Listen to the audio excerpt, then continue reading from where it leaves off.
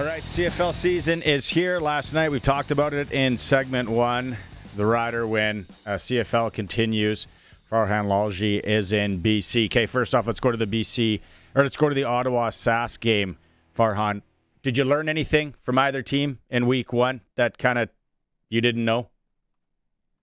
Not really. I mean, I thought both teams were going to be pretty good, and they were. You look at Trevor Harris, and the Riders had a couple of turnovers early in that game, and then after that first interception, the early one that he threw, I thought he was outstanding, and he didn't necessarily have to put up the number of throws that Drew Brown did because Ottawa was chasing the entire game.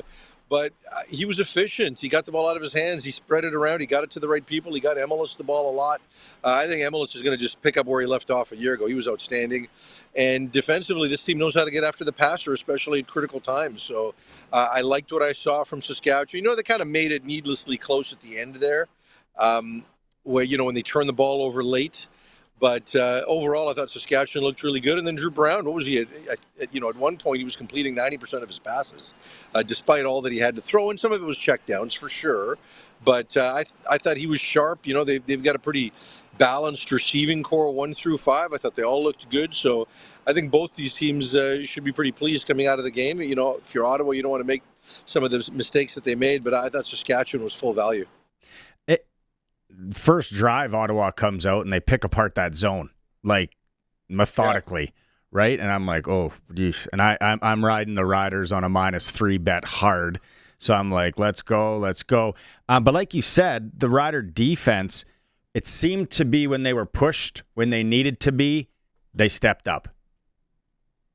Well, look, I think sometimes at the start of a season, we're all arrogant and we can all be bullish on what we've got. And everybody, myself included, has talked about how good this Rider team is and specifically how good their defense is. So in the early stages, they wanted to be real vanilla. And I think Corey Mace prefers to do that. I think he wants to beat you with personnel and he wants to be able to get after you that way and just win his matchups. But then sometimes you realize you might have to do a little bit more, right? And I think there were times in the game, especially late, where they had some delayed blitzes. They created some different looks. And sometimes you got to coach and sometimes you got to, you can't just assume you guys are going to win every battle and win every matchup. And you might have to get a little bit creative. And I think once they started doing that, I think Ottawa had some challenges. With another injury on the offensive line and with the injuries they've had in the offensive line and what they have going, they don't give up any sacks. That's a positive. It is, right? And especially, you look at a guy like A.J. Ouellette who got banged up again in this game. And, he's a guy that you normally expect to be an important part of the pass protection as well.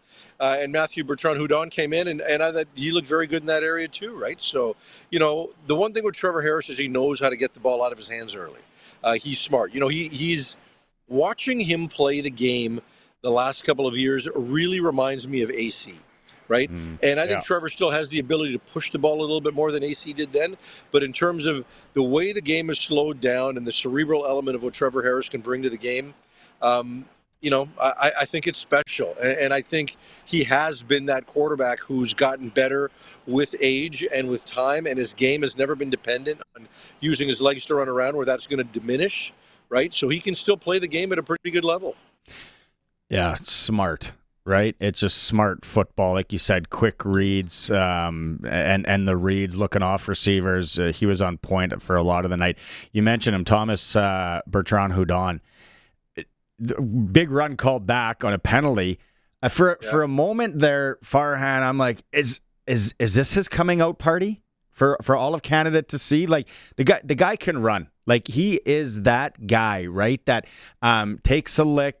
I don't think he runs as violently as AJ personally. That's just my personal thought. But I thought to be thrust in, he did well last year. He's had a good camp and everything. But I'm like, is this his coming out party? Maybe a little bit. Yeah, I think it is, right? Like, I don't think we've seen him get that level of run and be put in that many situations, right? And I think the team likes his versatility, right? Because he can play that fullback spot. He can play that H-back spot. He can do a few different things. And I think it gives them some flexibility even at other times in the game when A.J. Ouellette's healthy. And I do believe, I think the club is optimistic that they're going to get him back next week, that A.J. will be able to play. But, you can play Bertrand-Houdon and get another American and a receiver in certain packages, right? Like, not on a full-time basis. But it just affords you a level of flexibility and a bit of a 1-2 punch. And they don't have to run as violently, right? I mean, every running back has got a different style, and his sure proved to be effective yesterday when they needed him. Okay, let's look the rest of the game that you're at BC Place. You said there Edmonton in town. First off, did you get the set list for Snoop? Can you give me a sneak peek?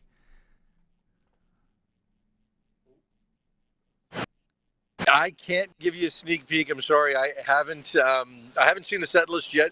They did a sound check here a couple of minutes ago, but it wasn't his music, right? And it was obviously a recording. It wasn't live concert sound.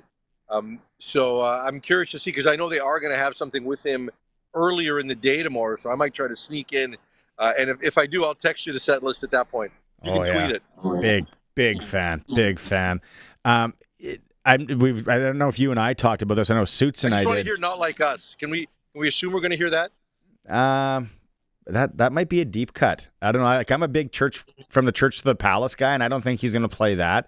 Okay. I don't know. You never know. Maybe he brings out some Canadiana with him too, right? Make it like a big thing. I love this matchup though. Just as long as he's not wearing an Oiler jersey, he'll be okay. Yeah, a Canucks in this market. A Hughes jersey, but which Hughes? Yeah, that'd be good. I'm interested to watch this game just to see if either quarterback's gripping it, maybe a little tighter, maybe even more so on Rourke, right? Like I think you expect Rourke with a bounce back year after a little bit of turmoil and what happened last year, but this quarterback matchup is very intriguing on a Saturday night. Yeah, it really is. And talking to Nathan this week, he's talked about how different it feels right now. Like, he said to me that when I played in the NFL, or when I was at NFL camps and practices, there's kind of this feeling that every throw is going to be your last, or could be your last, and every practice could be your last. And when he came back last year, he brought that pressure with him. He didn't realize how to alleviate that. And now he knows he's got the backing of the organization, and he's had a completely different approach mentally coming into training camp. And this week in practice, he's looked really, really sharp.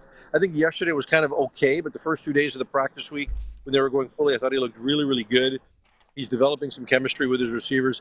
I think Nathan Rourke knows who he is, and I don't, if people are always going to compare him to that 2022 season, and, I'm not going to say that that's a bad thing, because I think you want expectation, but I think he's been able to enter this season and take a little bit of pressure off himself. We'll see what that looks like if there's any early struggles. And as far as Trey Ford's concerned, you've got a new offense in terms of Jordan McSimic, and Jordan's a different kind of coordinator, and he's very exacting with what he wants his quarterbacks to do, and the progression base of the offense to get to one, to the next, very little room for freelance, as opposed to what Nathan Rourke might get here, or what Nathan Rourke what like a guy like Vernon Adams is getting this year with Dave Dickinson. So it's different, and I'm told that they're going to bring in some different option type run schemes, to do some things differently with Trey Ford. So we'll see what that looks like, and see if he can stay healthy through that too. So, and then I'll let you pick which one, the game tonight, Toronto-Montreal, or tomorrow, Hamilton-Calgary. Either of those ones intrigue you, and why? Well, obviously the Calgary-Hamilton game I think is hugely intriguing, right? Because you've got Bo Levi Mitchell coming home. The league kind of aired and how they scheduled a year ago, and they weren't able to make that happen. And now he's going to Calgary, and it's Vernon Adams' first game as the franchise with his new team, right? So he obviously knows the storyline with Bo there. Those things do resonate with Vernon. So he is going to try to make a statement that, look, you got the better end of the deal, even though the other guy threw for 5,000 yards last season. So, I really like what Calgary's got offensively. I have some concerns where they're at defensively. I still think kind of the emotion of the day and all of that is going to play into it for Calgary, and I think they're going to find a way to win a really high-scoring game. But the other part of it is the news that came out today regarding Ted Govaya. Now, I think that the Ticat players have been aware of the situation for a while, but that's certainly going to bring out a little bit of additional emotion in them as well, given what's going on with their general manager. All right. I'm excited. It's got to be maybe next episode. Maybe he'll open up with next episode, and then Snoop goes into some of it from there. really, that's an intriguing football game and an intriguing start, right? See what he plays. Thanks so much. And then we'll regroup next week, and then we get to talk about week 2. Sounds good, buddy. Have a great weekend. Right on.